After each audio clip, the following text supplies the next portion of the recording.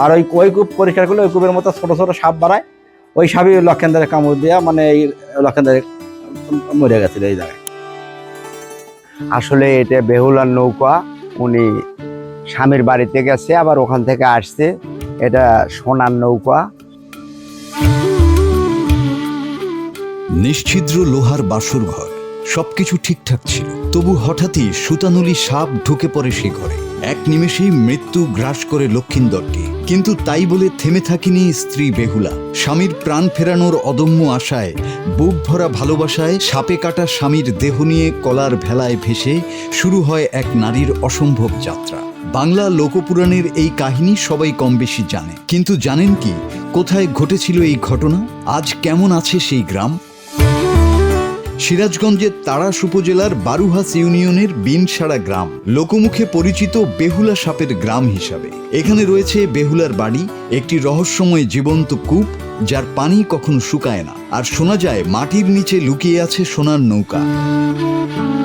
সবুজে ঘেরা শান্ত একটি গ্রাম বিনসাড়া, কিন্তু এই নিরিবিলি গ্রামের বুকেই লুকিয়ে আছে শত বছরের রহস্য। স্থানীয়দের ভাষায় এটাই সেই বেহুলার বাড়ি, যেখানে মনসা মঙ্গলের কাহিনীর ছায়া আজও জীবন্ত।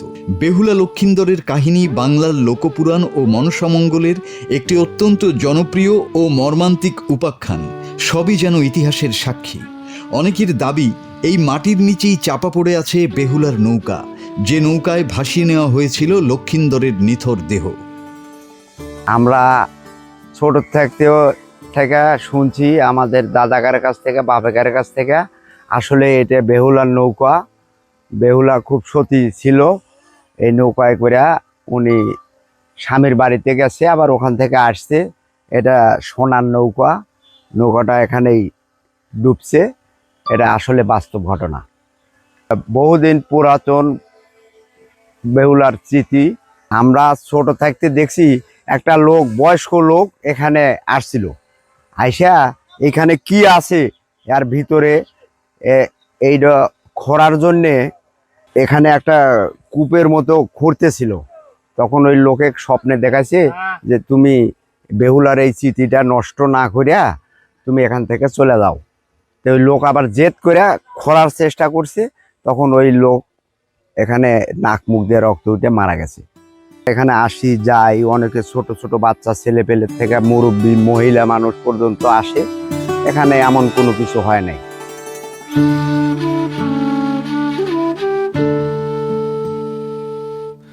আরও বিস্ময় ছড়ায় রহস্যজনক এই জীবন্ত কূপ।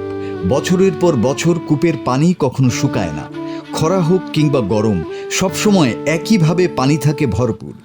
বেহুলা এই কূপের জল ব্যবহার করতেন এবং এর অলৌকিক গুণ রয়েছে।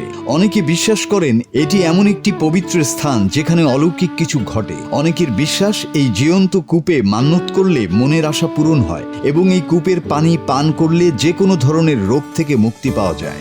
এই কূপ বেহুলার বাপের বাড়ির এটা ছিল, বেহুলার বাপের বাড়ি। এই কূপটা বেহুলার ওই সময় কূপের পানি মানুষ ব্যবহার করতো। বেহুলার বাপের বাড়ি ওখানে বেহুলারা এখানে থেকে মনে করেন যে কূপের পানিতে গোসল করা, খাওয়া দাওয়া সব কিছু করতো।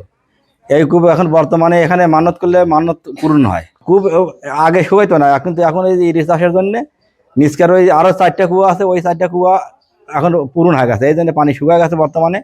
তারপরে যখন জোয়ার আসবে, জোয়ার আসলে আবার পানি দিয়ে পূরণ হয়ে যাবে। ওই নিষ্কার যে 4 কূপ আছে, ওই 4 কূপ যখন পরিষ্কার করা যাবে, ওই কূপের মধ্যে ছোট ছোট এই সাপ বাড়ায়, ওই সাপ কাউকে কামড় দেয় না, কিন্তু ওই সাপগুলি আগে ওই লক্ষেন্দ্রকে শুধু কামড় দিচ্ছে, তারপরে আর কোনো মানুষের কামড় দেয় না। আগে এখানে যাওয়া আসা করবার লিমিটে মানুষ রাতের বেলা চলাচল করে নাই।